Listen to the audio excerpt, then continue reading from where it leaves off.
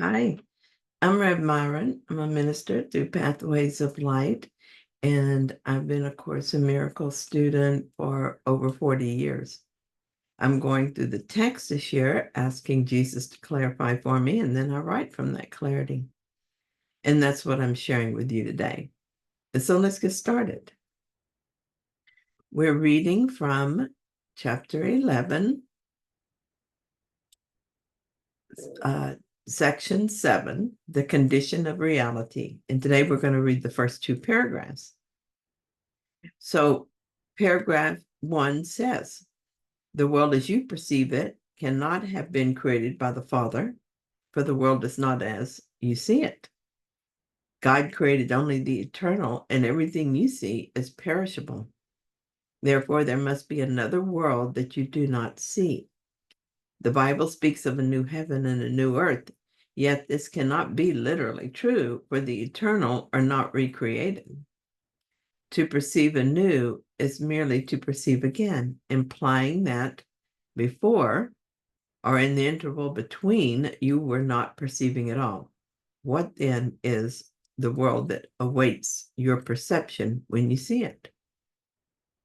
Well, I used to be confused about the world.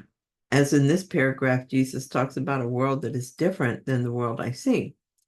I can understand that on every level. I've seen instances of a healed mind as I allowed my mind to be healed. One moment, I would be looking at the ego interpretation of a situation, and the next, I would ask for and receive the Holy Spirit's interpretation, and what had been awful was then seen, that is, perceived, as perfect. Lesson 132 says that the world is nothing in itself. Your mind must give it meaning. It also says this about the world.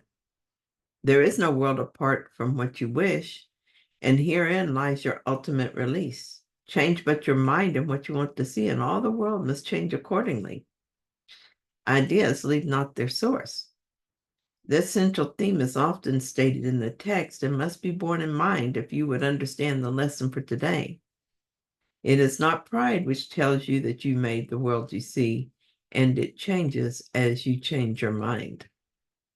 Again, the world is seen as available to us, but seen as we would have it be seen. It also says that we made the world we see. That seems to infer that there is a world that is different from the world we see. Then this same lesson tells us that there is no world. This is the central thought the Course attempts to teach. So, is there a world or not?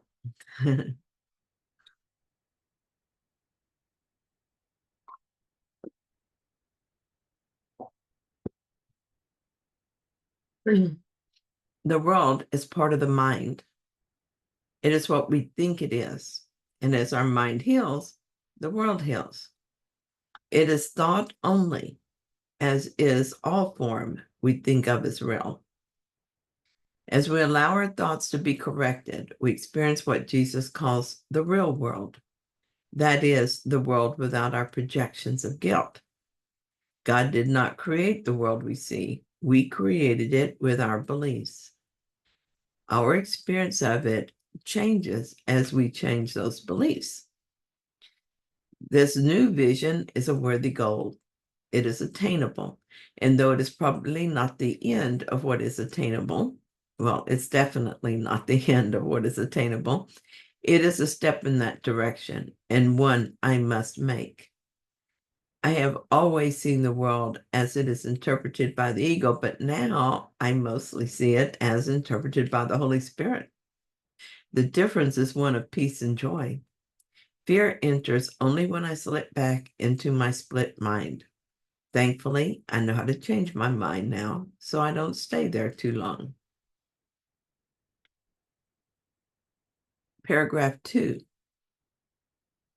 Every loving thought that the Son of God ever had is eternal. The loving thoughts his mind perceives in this world are the world's only reality. They are still perceptions because he still believes that he is separate. Yet they are eternal because they are loving. And being loving, they are like the Father and therefore cannot die. The real world can actually be perceived. All that is necessary is a willingness to perceive nothing else. For if you perceive both good and evil, you are accepting both the false and the true and making no distinctions between them. There are two ideas that stood out to me. First, my loving thoughts are eternal. Honestly, I must think about which thoughts are actually loving. Love has been a much confused concept in this world.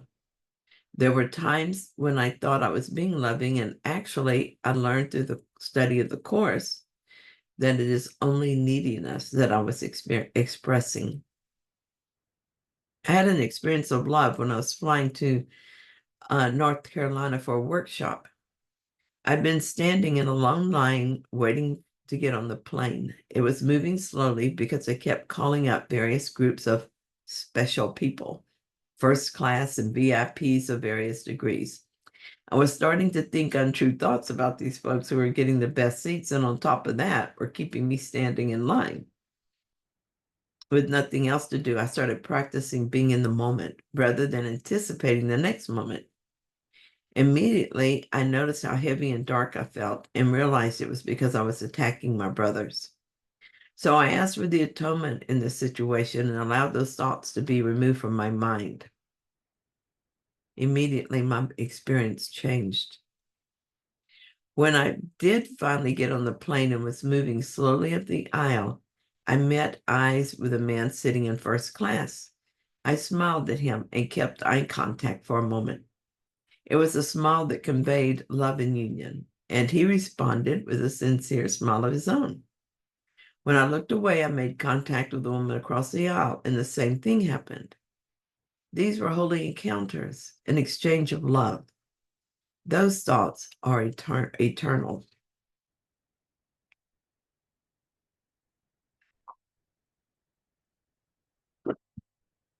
The second thing that caught my attention in this paragraph is that the real world can actually be perceived.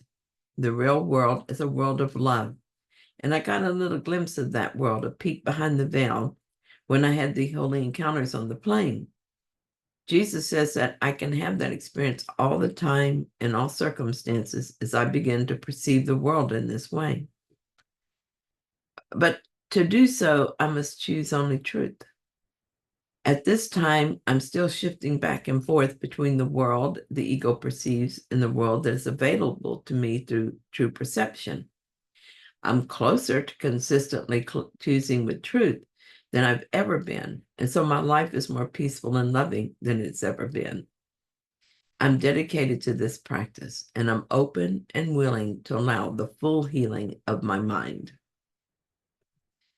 Thank you so much for joining with me in this reading. I hope that you found it helpful. If you did, then please like it. And if you haven't yet, please subscribe. And thank you to those who have subscribed yesterday. I appreciate you. I'll see you again soon with another reading.